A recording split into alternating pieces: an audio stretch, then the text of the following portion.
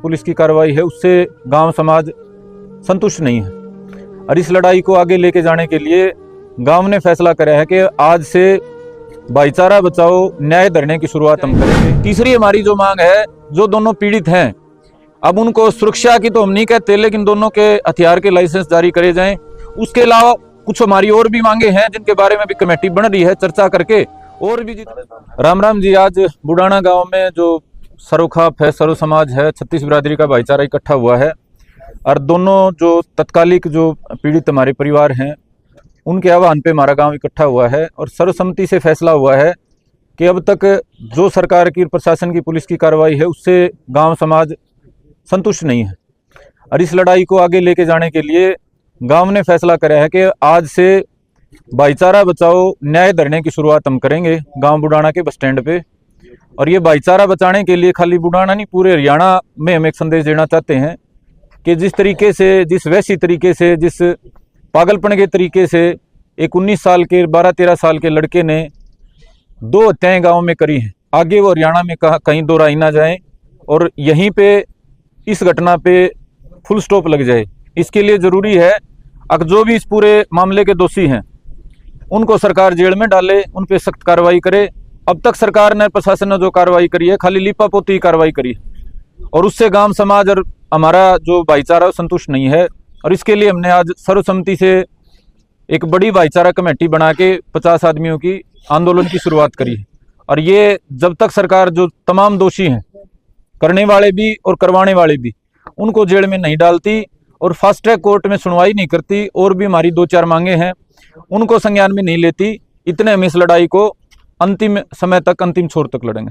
धरना किस जगह लगाया जाएगा? धरना गांव के बस स्टैंड पे लगाया जाएगा जी, और वो सवेरे 9 बजे से शाम को 5 बजे तक लगाया जाएगा। तो धरना दोबारा लगाने की आवश्यकता क्यों पड़ेगी?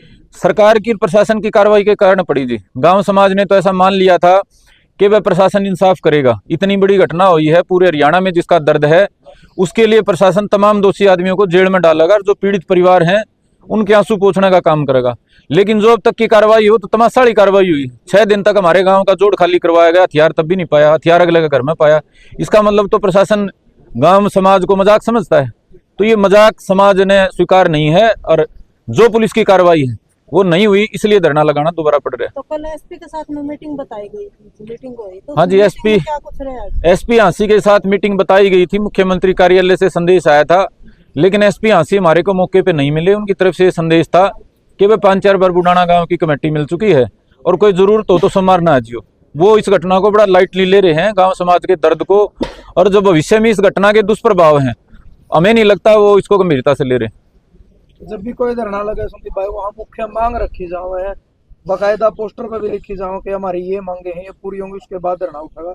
तो आपकी जो मैन मांगे हैं, एक बार दोबारा वो मांग बताओ आप सारी। देखो, पोस्टर बनवाएंगे और मांगा पे लिखित में हम कराएंगे, लेकिन सबसे पहली मांग है जो इन दोनों हत्याओं में जो दोषी हैं और जो दोषी को शय देने वाले, उसको ताकत देने वाले, उसको ज्ञान देने वाले जो लोग हैं, उनको सबको 302 में भीतर कराया जाए।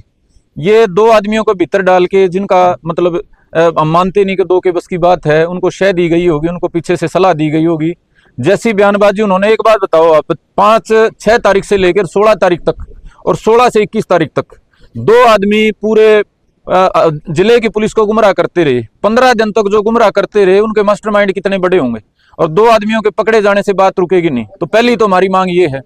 दूसरी हमारी मांग है भाई, गांव राम में आगे ऐसी घटना ना हो, इसलिए जो हमारा स्टेडियम है उसकी सफाई करवाई जाए, सीसी कैमरे पूरे गांव में लगाए जाएं।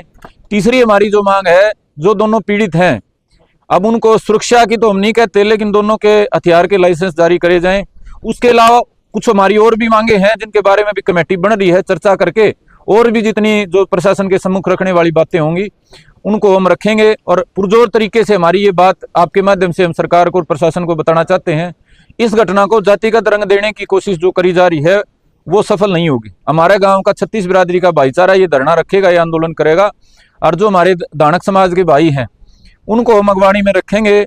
उनको अगवानी में रख के हम ये संदेश देंगे कि एक परिवार या 2 परिवार ही दोषी हैं, पूरा हम किसी एक समाज को भी दोषी नहीं मानते।